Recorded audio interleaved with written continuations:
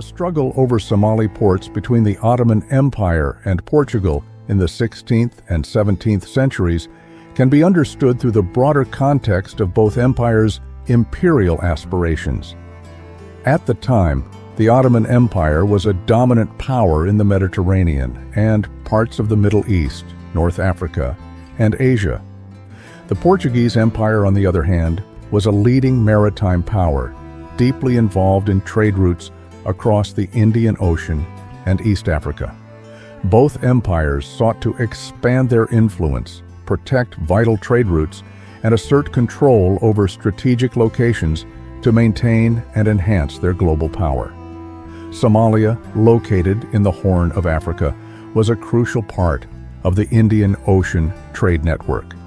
Its ports, particularly those along the coast of present-day Somalia, were strategically positioned on the maritime route connecting the Arabian Peninsula, India, and East Africa.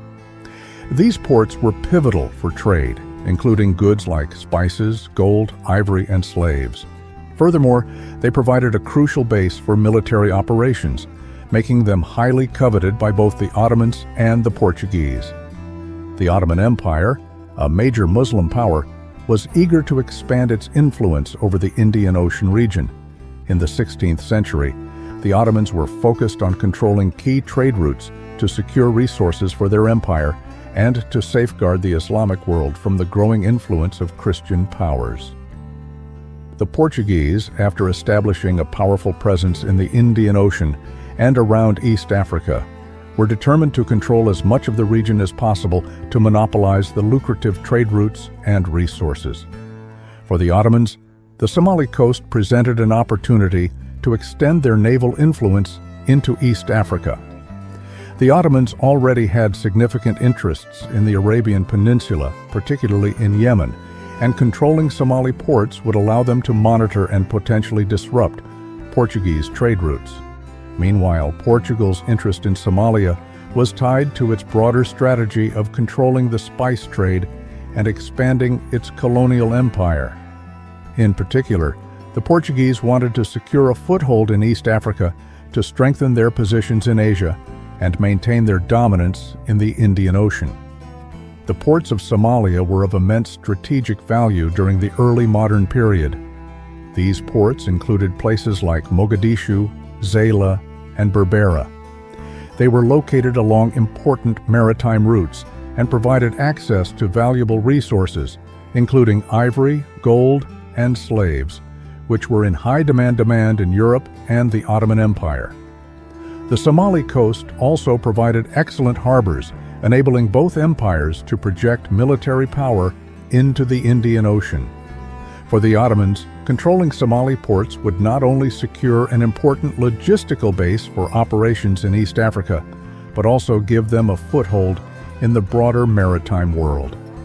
This would allow them to challenge the Portuguese in the Indian Ocean and disrupt their trade network, which was a major source of wealth and influence for Portugal.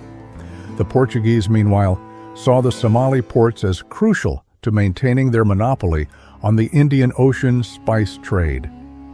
With their control of the key maritime routes, including the passage around the Cape of Good Hope to Asia, they needed to secure all the coastal points along the African side of the Indian Ocean. Somali ports, especially in the northern regions, offered a key stopover point for Portuguese ships trading between Europe, Africa, and Asia. The Ottoman-Portuguese rivalry was part of a broader struggle for dominance in the Indian Ocean. The Portuguese had already established strongholds along the eastern coast of Africa, including the famous fort at Malindi, and had established a network of fortified trading posts along the coast of India. The Ottomans, although focused primarily on the Mediterranean and Middle Eastern territories, were becoming increasingly concerned with the growing Portuguese influence in the Indian Ocean. This rivalry had religious undertones as well. The Portuguese, as a Catholic nation, viewed their efforts in Africa and Asia as part of their broader mission to spread Christianity. The Ottomans, conversely, were at the forefront of the Muslim world, and their conflicts with the Portuguese were not only about territorial control, but also about the larger struggle between Christianity and Islam. The Ottomans viewed the Portuguese as a threat to the spread of Islam and sought to challenge their presence in Muslim-majority regions like East Africa. The rivalry between the Ottomans and the Portuguese in Somalia was marked by several direct conflicts and military engagements. Both empires sent naval forces and attempted to establish alliances with local Somali rulers to assert control over the ports. The Portuguese, with their superior naval technology and experienced sailors, initially had the upper hand. However, the Ottomans made strategic use of their connections with Somali sultans and established naval bases to counter Portuguese efforts. One significant event in this conflict occurred in the early 16th century when the Ottoman Navy, under the leadership of Admiral Piri Reis, launched a series of naval raids against Portuguese-controlled ports in East Africa, including those in Somalia. The Ottomans were able to gain temporary control of key ports such as Zayla, weakening Portuguese influence in the region. The Portuguese, however, were determined to maintain their presence in the region and sent reinforcements. Over time, they regained control of many of the Somali ports, but faced continual resistance from local rulers who were aligned with the Ottomans. Religion played a significant role in the conflict. The Ottoman Empire was the leading Muslim power, and its presence in the region was seen as a way to protect and promote the interests of Islam, particularly in regions where Portuguese Catholicism was expanding. Portuguese efforts to establish Christianity in East Africa were seen as a direct challenge by the Ottomans, who sought to protect the Muslim population. Furthermore, the Ottoman Empire often positioned itself as a protector of Muslim merchants, offering military and economic support to those resisting Portuguese control.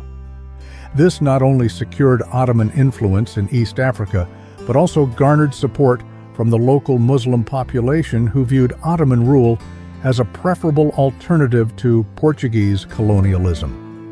In the long term, the conflict between the Ottomans and the Portuguese had a lasting impact on the Somali region and the Indian Ocean trade network. Despite the Ottomans' efforts, the Portuguese were able to maintain their dominance in many parts of East Africa, though their hold on Somali ports was never absolute. The conflict led to the weakening of local Somali rulers and the erosion of Somali independence, as both empires sought to manipulate local politics to their advantage. The Ottoman-Portuguese struggle over Somali ports also marked the beginning of a broader imperial struggle for control of the Indian Ocean and East Africa. Other European powers, such as the Dutch and the British, would later enter the fray, further complicating the dynamics of the region. The legacy of this struggle can still be seen today in the geopolitical and cultural influences of these historical empires in East Africa. The conflict between the Ottoman Empire and Portugal over Somali ports in the 16th and 17th centuries was driven by both empires' desire to control critical trade routes, expand their influence in East Africa, and assert religious and political dominance. Somali ports were strategically important, and both empires used military, economic, and diplomatic means to gain control of them. The rivalry was also marked by religious undertones, with the Ottomans positioning themselves as defenders of Islam against Portuguese Christian expansion. While the Portuguese ultimately maintained control over many Somali ports, the conflict left a significant imprint on the region's political and cultural landscape. This struggle laid the groundwork for later imperial interventions in the region, influencing the course of East African history for centuries to come.